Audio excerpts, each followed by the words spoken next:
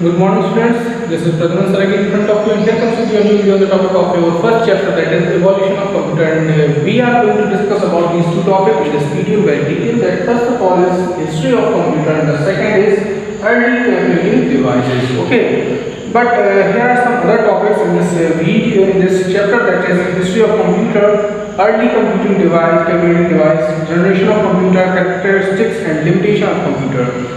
So basically these four topics are very important in this chapter that we are going to discuss in our next video. But we are just simply going to discuss about only two videos in this two topics in this video, as I told you. So let's get started with the first topic, that is history of computer. But before starting the topic, I'm just going to remember you that if you are a new viewer to my channel, then go there and subscribe my channel, press the bell icon, select all from the list so that you can get the notification of my video very firstly.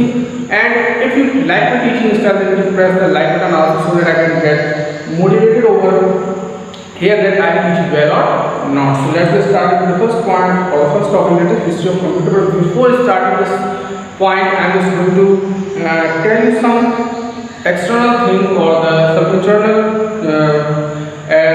internal points of this chapter. That is, every aspect of our life is in this present era has been influenced by the most advanced machine known as computer. Okay. Basically, the meaning of this line is that in our day-to-day life, we are just simply enhancing with our computing system, likewise the smartphone, likewise the smartwatch, likewise the smart TV, smart washing machine, smart fans, smart lights, and all these etc. and etc. Okay. So basically, we are going to use in our day-to-day life these things are very smart. Okay, basically they can do their work with their own. We are not supposed to give some input with touch. Okay, we just simply say them, because they have an AI feature inside them, they can work their own with the help of that AI system. So we are not supposed to give the input as a touch. Okay, we are not supposed to we have to test that particular device, and after that they work. They will just simply do the work with their AI system. So initially computers were used only by the scientists and engineers for complex calculations and were very expensive, but nowadays computer can be afforded by the small organization and even individual. Okay. Basically, when the first generation of computer and the second generation of computer were invented at that time, only the scientists and the particular engineers and those who are very rich people, they can just simply use these types of devices because these are very expensive. But nowadays, everyone who is capable to understand the computer device, he can purchase that computer system from the market, and it is very easy for him or her to operate it with the help of some common devices. Okay. Now computer have now become a basic necessity because of their use at almost every workplace. Okay, means nowadays you can go everywhere in the world and you can just simply see everyone is using the computer system in front of him. Okay, now you can just imagine about that. You can go a bank and you can just see that the employees who are working in the bank are just simply using that computer system. And also you can go to the airport, you can just simply watch that the person who is booking your tickets and giving you the information about the flight is also using the computer system. You can also watch that in our school. There is a huge computer lab which contains about 60 to 70 computer systems, which are just simply for the students so that they can get the full information about the computer system with the help of the computer lab, and it is very easy for all of them. Okay. So basically the words are just, I am saying that in every field we just simply watch that the computer system is going to be used. Okay, nowadays it is very cheaper and you can purchase it from the market with a very low range, and I think it's enough. So now computer used extensively in banks, hospital, media, entertainment, industry, school, homes, space technology and research, railway station, airport and so on. Okay, so basically I will simply told you about that and the fields, the places where the computer system is simply used, such as like the bank, the hospital, the media and the entertainment, like entertainment, suppose we are watching the YouTube and all these things. These are the entertainment purpose. So all the person who are just simply uploading the video from their devices, they just simply use the computer device so that they can upload the video on the YouTube and they can enjoy it. Now industrial area, suppose in the industries, like suppose if you want to draw a very fine diagram of our building. Okay, suppose you want to make a building and you want to make a rough diagram with the help of computer system, that is very easy for nowadays. Now in the school, as you can see that school has contained a school computer lab, or in the administration office you can also watch that principal or some of their employees are using their computer system very efficiently. Now at home you can also purchase a laptop or personal desktop for you, so you can easily get access, or you can also learn how to operate a computer system at your home. Now in the space technology, research, railway station and airport, if you wanted to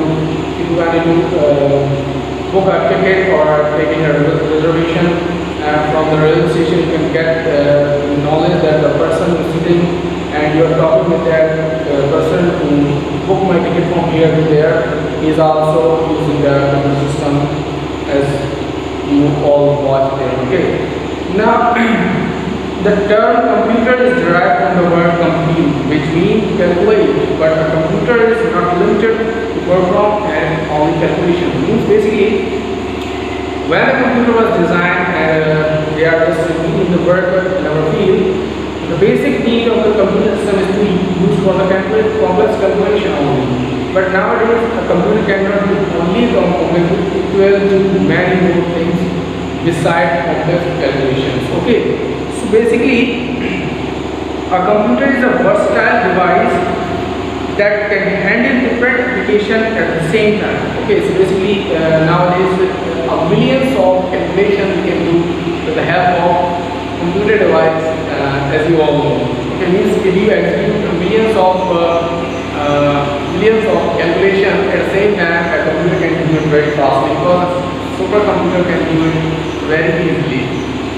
Okay, so now do you know how computer come into existence? The present day computer is entirely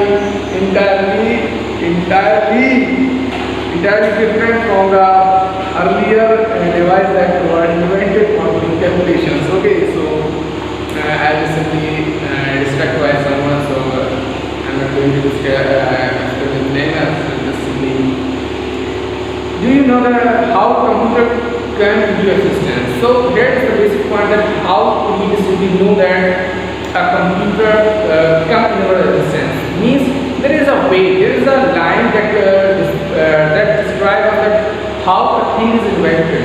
Means suppose if we need something, then a particular thing was invented. Okay. Means suppose I need a shirt, then it is invented because I need that, and I designed that shirt according to myself at that time. Okay. Nowadays they are much good. Okay, in terms of the cloth, in terms of the quality, in terms of the quantity, and all these things. So basically, it is much good. So basically, the present day computer is entirely different from the earlier devices. Means the first computer that was designed in the past, the first device like that, the abacus, it is like a board of wooden, and between the board there is a bony structure, and some beads are used in that computer. And basically the use of that abacus is to calculate only. Means you can just divide, subtract, multiply and add only. Okay. So basically let us glance through a major milestone in the journey leading to the evolution of the present day computer. Means we are going to discuss about the history of the computer. Means the past computer and the present computer. Means the first generation computer, the second generation computer, the third generation computer, fourth generation computer, and the fifth generation computer, which are still using nowadays. Okay, we are still using the fifth generation of computer nowadays, because the fifth generation of computer is based on AI. And what is that AI? AI is basically automatic intelligence. Okay. Now, history of computers. So what is that? The need to keep track of number led to the invention of different calculating devices. Like right from the abacus, the first computing device, many devices were invented, leading to the development of computer. As I told you, the need of every person which led to the invention. Okay, means when we have our need. Okay, suppose we need something and we don't have that particular source, so that we can easily just means nowadays every person wants to get their work in very easy way. So he or she, that person is just simply I just wanted to say that suppose if okay, let me tell you something. That if I want to explain this chapter, okay, so I will simply write the day, the class, the subject, and the lesson, the topic, all these things. But if I use the computer system, if I use the projector, that is much easy for me to explain the chapter in front of you in a very efficient manner. Okay, so likewise, a thing which is help us to do our work in a very easy style or in an easy manner is very is led to be an invention. Okay, so basically this is the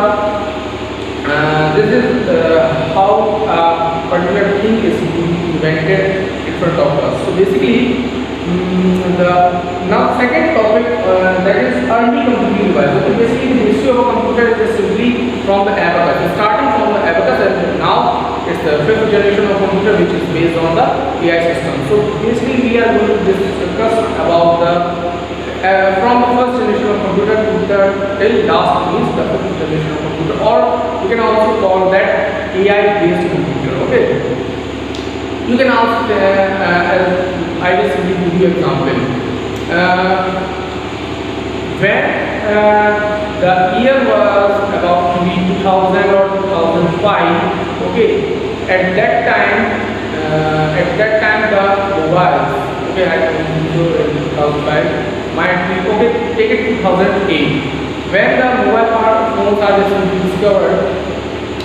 We are not supposed to have that Google Assistant or the Siri or that might be the Alexa. Okay, so basically we are not supposed to give the command with our voice like hey Google or okay Google in front of the mobile or the smartphone, because it is not inbuilt in it. But nowadays we can give the command with the help of our voice like hey Google, call that particular person, and after that Google take commands from your voice, and after that it will work according to you. Suppose I am just going to call someone like whom did I call? Suppose I wanted to call my father or my mother, then I will simply give the command to the Google that Google call my father, like I am saying my father's phone number like call, so I just simply call that Google, sorry, hey Google, sorry, okay Google, call Papa, so it will make a call to my father. Okay, so likewise this is called the AI system. If I want to click my picture with my phone, that I will just simply command the Google that okay Google open camera, and after that click a picture. Okay, likewise this is called the AI feature. Now early calculating device like 3000 PC abacus. Okay, so this is the year when the abacus was discovered. So the first point is abacus was the first mechanical device for calculation developed in China.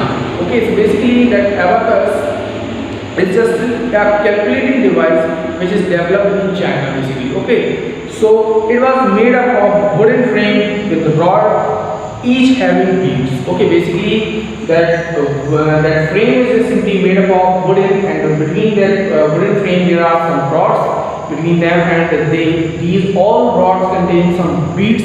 Okay, that having a proper value over there. Okay, now after that the frame is divided into two parts like heaven and the earth. Okay, so what is that? Suppose this is the frame of that, assume that this is the frame. Okay, so basically the upper part of the abacus is called that, what is that? It is called that heaven, and the lower part of the abacus is called earth. Okay, this is the heaven and this is the earth. Means that abacus is divided into two parts, the upper part and the lower part. The upper part is called the heaven and the lower part is called the earth. Now each rod in heaven has 2 beams and each rod in the earth has 5 beams. Okay, basically as I told you that every beam has just simply a basic value of its own. So in the heaven, in each rod it contains 2 beads. Okay, as you can just simply watch in the figure 1.1 on page number 6. Okay, so the heaven having 2 beads per rod, but in the earth you can watch that 5 beads. Okay, the 5 beads in per rod. So now the last is, it was used for addition, subtraction, multiplication and division. As I told you in just previous that abacus is used for addition, subtraction, division and multiplication. Now Pascal's computer. Okay, what is that Pascal's computer? So Blaise Pascal, a French mathematician, invented an adding machine called Pascal's computer or Pascaline at the age of 19 in the year 1643. So it is very interesting because at that time he is a teenager. He is just 19 of age, and he invented that calculating device which can use for addition. Okay, so basically he is a French mathematician and he invented that Pascaline, or we can say that Pascal's calculator. It used gear wheels and dials. Okay, basically the gear wheels and dials which are used in motors. Okay, the motors which are used in our home. So numbers were displayed by rotating the wheel, means the proper wheels were there. When we just simply rotate the wheel, they will display the result of a particular calculation. Now it was capable of performing addition and subtraction. Basically we can do only addition and subtraction with the help of Pascal or the Pascal's computer. The gear principle was further employed in many mechanical computers. Taximeter is perfect example of mechanical computer. Okay, means in nowadays you can also watch the odometer. Okay, the odometer in the motorcycle or in the car or might be in some other transportation system. When a vehicle is moving, the particular reading of the kilometers were just simply changing according to the distance. Okay, so this is a particular perfect example of gear system. Now Leibniz calculator. What is this? So Leibniz, the famous German mathematician, improved the Pascal's machine in 1671. Leibniz calculator was a mechanical device. Okay, basically this is also I think there is a photo. No, there is no photo of Leibniz. So basically he is a German mathematician who improved the Pascal's calculator and give the new invention. Means just he take that Pascal's computer and give some improvement or improvise that device, and after that introduce that new device in front of the world, that is, this is my device. Okay, so apart from performing addition and subtraction, the Leibniz calculator could even do multiplication, division and find the square roots. The square root, like 2 multiplied by 2 is equals to 4, 4 multiplied by 4 is equals to 16, and 8 multiplied by 8 is equals to I think it's 64. Yes, it's 64. Okay, so difference engine and analytical engine. So what is that? So Charles Babbage, British. Okay, one thing basically known, one thing is mentioned or to be learned or to be remembered is that that the father of the computer is Charles Babbage. Okay, this the person who discovered the first computer, who discovered the first first difference engine and the analytical engine in 1822 and in 1833. So he is known as the father of computer because he improved or he changed the world to the computer system in a very effective way. So basically remember this, that who is Charles Babbage. In the future, when the school goes resume in our school, and suppose I ask someone that who is the father of computer, then you have to tell that the name is Charles Babbage. Okay, and also you can remember that the analytical engine, okay, and the difference engine. So basically the first is difference engine, which was invented in 1822, and the analytical engine is invented in 1833. So Charles Babbage, a British mathematician, is considered as the father of computer. He invented a working model of mechanical computer called difference engine in 1822 and analytical engine in 1833. As I told you, the difference engine in 1822 and analytical engine in 1833. Okay, now the analytical engine has had 5 units like input, output, store, mill and control. Okay, input, the input devices. Okay, I don't think so that I will told you about input or output device. So input device is used for give the command to the computer system. Output device shows the result of that input command which is processed by the computer, and the store device like storage device which stores the data we are just simply inputted, and the mill and the control. What is mill and what is control? We are just simply going to discuss about these. Now these units work like the modern computer. All the computer which are used nowadays are based on it. Means all the computers are simply based on the IQ cycle which was discovered by the Charles Babbage, like input, process and output. Okay, basically a computer has taken a command by its user and then it processes it, and after that give the output. Basically you just simply give the command like 2 multiplied by 2 is what? So the computer processes that command given by the user, that 2 multiplied by 2 is equals to what? It's 4. Okay, now the most important thing, that is store. What is store? So store was using for storing the data, as I told you. Store means storage device. So that store is used for storing the data at that time. Now what is mill? So mill was the calculating unit. Okay, calculating unit means likewise ALU, the arithmetical and logic unit. Okay, so the ALU or the mill is like similar for calculating basically. Now control is what? So control unit was used for supervising all the units. So it's like the control unit in the CPU. Okay, CPU is made up of 3 units like MU, CU and ALU. So what is MU? The memory unit. Memory unit means the store.